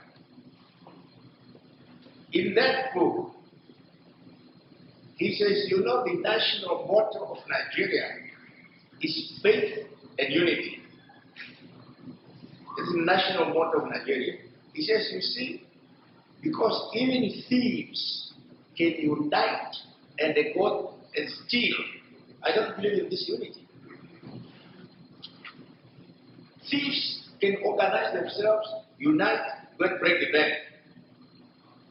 So we must define the issue around which we must unite. We can talk about unity until the talk becomes a slogan. There's no value. If you look at yourselves as Namibians and look at the importance of unity during the many years of the struggle, and ask the question, why we were united? We have to ask that question, why were we united? Because of the agenda, because of the issue that around which we rally. That's the right to be free. So in Namibia, for me, there are two issues. Number one, governance. One day I spoke to the Auditor General. I said, Julius, what is this you send reports to Parliament about the lack of accountability in local government authorities and no action taken? What's the value of the report that you sent to Parliament? Then I went to Dr. Kachari. He said, what is this? He says, you know, there is no law that empowers us to follow up. So if there is no law, make it. Just make the law. So in addition to Chima Achebe, don't just sing the song of unity if you have no value system around which you must unite. I saw Joseph Kinga here. You know, in 1989, November, Joseph Kinga, the Shishi, and Peter Nehunga and I were appointed to be election counting officers at Windhoek. I was the head of the group. We started at 6 a.m. in the morning. The DTA was represented by a guy, very, very competent guy, and manipulative in terms of figures. When we finished the counting around 12, DTA was the head of SWAPO by 100,000 votes. We said, no, it can't be. Luckily, the SWAPO count and the UN count were close, with one vote difference. But before that, we started counting on a Monday. On a Saturday, we went to the counting center and told my generator here. They said, oh, no, you people are too suspicious. No, we need a standby generator. So finally they agreed, they installed the standby generator. Immediately after midnight on a Monday, the lights went off. Our standby generator just went on automatically. We didn't even realize the lights went off. So our insistence to have a standby generator worked. I'm coming to the issue of unity. So at around midnight, we realized that we were cheated. Now, I was the head of the group. They, particularly this one and this issue, were very smart in counting. What united us, you have to ask yourself that question, is the issue of independence. That this vote, you know, we had 675,000 voters, registered voters, 1989. 470,000 of those were from the north. So we had to be meticulous because of this rallying cry of desire for independence. If we made a mistake, we made a mistake forever. If you lost that vote, you would have lost that vote forever. So we didn't sleep from 6 a.m. to 6 a.m. the next morning. No sleep. Why did we not sleep? Because of unity. Because of unity. So when we talk about unity in Namibia now, what unity for? Do we have a common understanding about the need to fight corruption? Or do I just talk about corruption superficially? Because it's nice music to say I'm against corruption. Where's the evidence? So we must define the value system around which we must unite. You see, if you are an American child, you come from Kunene, you must have seen, was it last night or night before, a school in Kunene where those children, forget about shoes. Those children had no clothes, man, no uniform. That is Kunene. There was another one at Upatogo, somewhere in Ombalang, where we had a female principal there. Another one, I think, in Kawago West. Another school. So what is it that will unite us? We must define that. We must define that. Governance, that is, I mean, these children at Kunene, 140 of them. I mean, 240 of them in one school. You know, we cannot afford uniforms for 240 children. These kids in Kawago West, no benches in school. No benches. So I think we must address the question of governance. That is, if you are found to have misused government resources, there should be no mercy, please, Comrade. There should be no mercy. Whether you are regional council, whether you are, I don't care who you are, there must be, we must know that Big Brother state is watching. That Big Brother state has teeth to bite. So that's the level of government. The other is to have as a government, to have a sense of frugality, a sense of belonging that government is my government. Therefore, in handling the resource of the state, I must handle those resources prudently. So I think those are my 2 points: governance and definition of the meaning of unity. My last point. You know, cabinet in Namibia meets every week. Tuesday. Every week. How often does the political bureau of SWAPO meet? And the party must be charged of government policy. How often do they meet? And are these meetings institutions? The ANC guys in South Africa meet every Monday. They have what they call National Working Committee, which is our political bureau here. They meet every Monday. unless the party takes charge of the government, then there is always disconnect between what government does and what the party says. You call the Congress or whatever introspection, but there is disconnect between the decisions and the implementation of decisions. My last point, rejuvenation.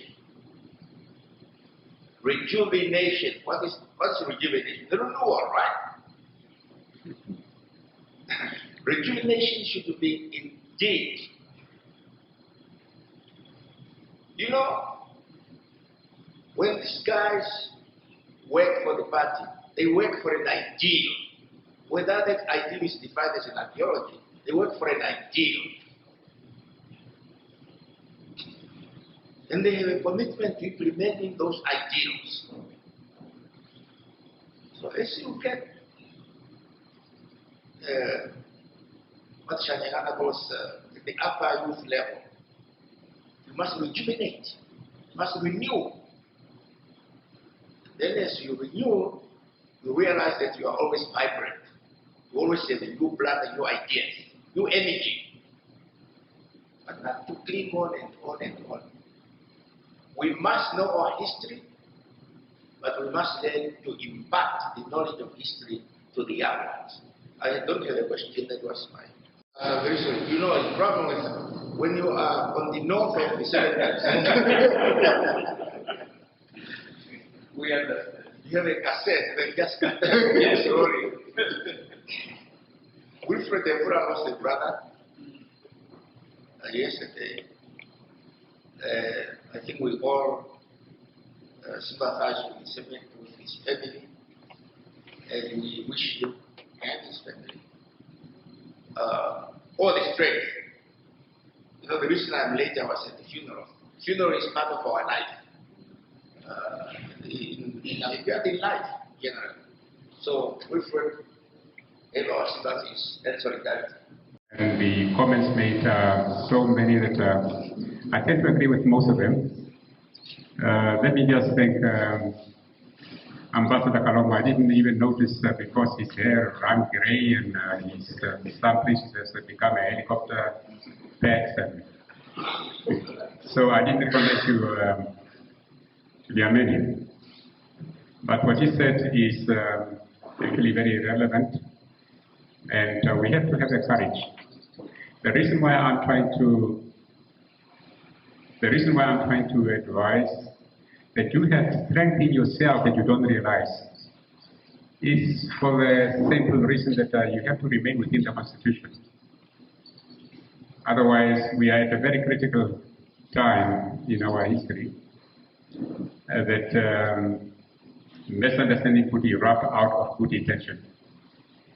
You are in a strong position if you can discuss these things among yourself, invite other branches.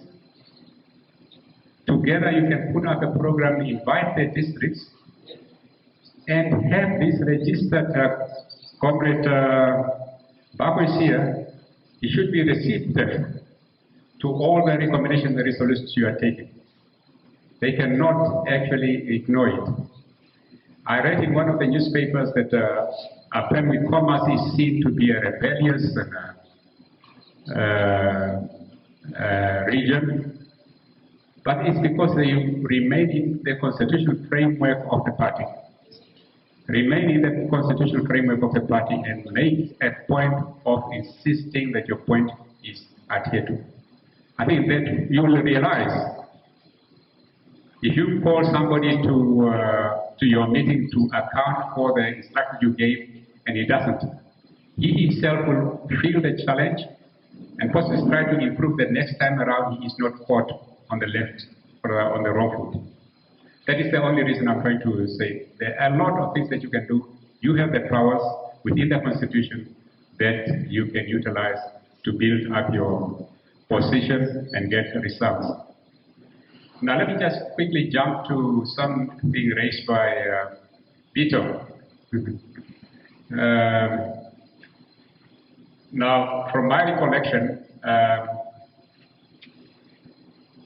and this is possibly what people don't realize, the president has executive powers. It's an arrangement that stems down from the time of the revolution.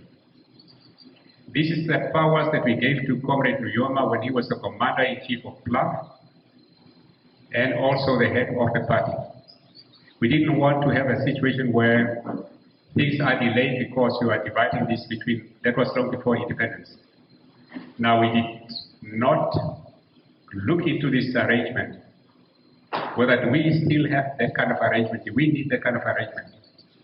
The Constitution says that the President has the executive power in consultation with the Politburo. One hope that everything he does was consulted with the Politburo. That is what I remember. And assigning people to what was the term again that you used? Leaders assigned. Leaders assigned. National leaders assigned. Yes.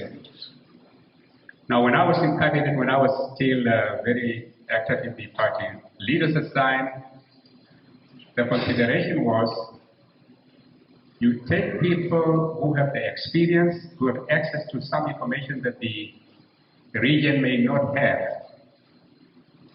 to fill in those ways or to guide those regions not to contradict what the party has taken, because you have the Constitution, you have all the other documents, you may not have the position taken by maybe the Politburo at a certain time or with the Central Committee at a given time.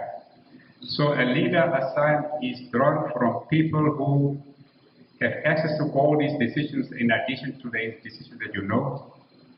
And they're supposed to be senior in the sense that people can listen to.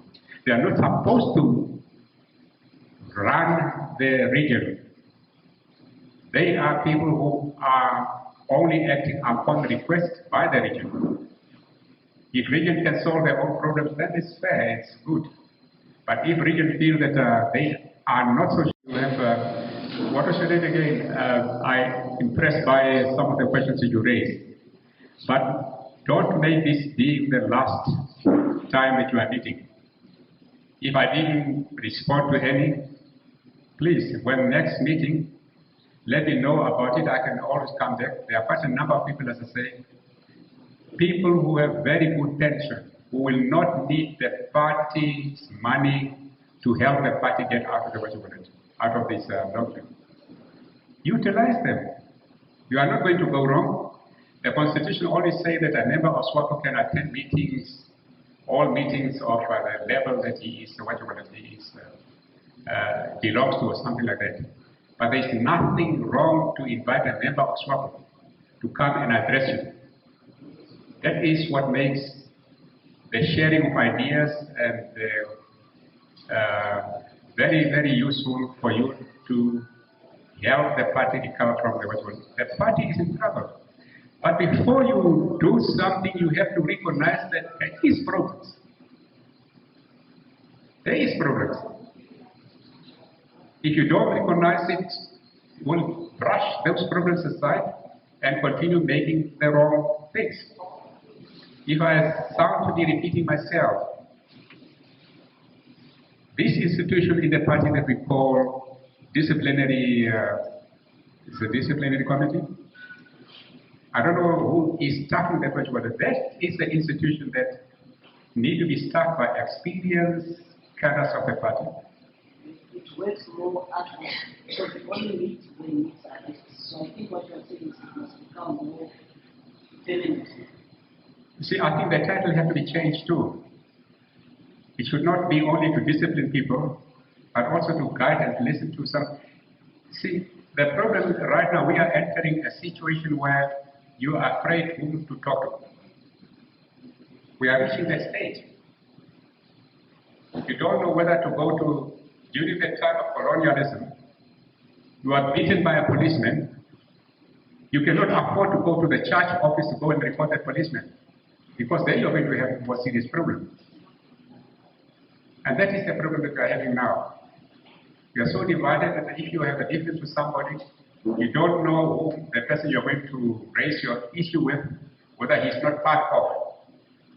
And you end up having that your problem not solved.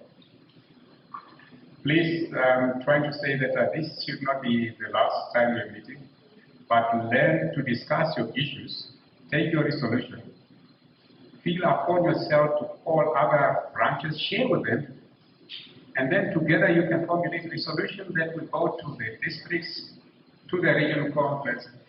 That will help people to come together. Because if Comrade Bako, who is a member of the Central Committee, is here, and you instruct him what to do, and he comes back empty-handed, you should be able to call him to attention. And next time around, he's not going to do that. But it's also a question of you lobbying other regions, other branches outside the region. It's only then that we are going to get a little bit more stronger, help us to restore the standing of SWAPO as the mighty SWAPO. But most importantly, let's do this fast, because if the following Congress comes and we are just going to consolidate the differences we have, the divisions that we have, I'm afraid we may enter a new area altogether that we cannot achieve ourselves from. So you are the young people, and being young is not necessarily a disadvantage. You are young if you listen, you know the history of the party, you know the constitution of the party, you know the policies of the party, you are even stronger than being young to be brave to take things on their own as living. But let's start here with you. Branch or branch or commerce branches together, share with them. Let's address the question of fear for each other. As I told you earlier, it's so difficult. You don't know whom to talk to now, because you don't know who this person is, which camp or whatever he is belonging to. So you keep these ideas to yourself, even if you so. Guys who are no longer in the structures because of what happened in 2017, they are useful. They're institutional memories. They served the party for 20, 50, 60 years, and now we are discarding them. Now the actions are very, very ugly things. You elect somebody, how did he come into the party? His membership card has been forged, and you cannot take action against him. And next time around, he's the one who's going to call the shots. And you just have to sit down and say, well, let's wait 5 years. It's not helping. Thank you very much, Comrade Reverend, that invited me, Hamtumbangela. I would have loved to go into the history of Hamtumbangela, but next time around, I'll certainly come and do so. Thank you very much.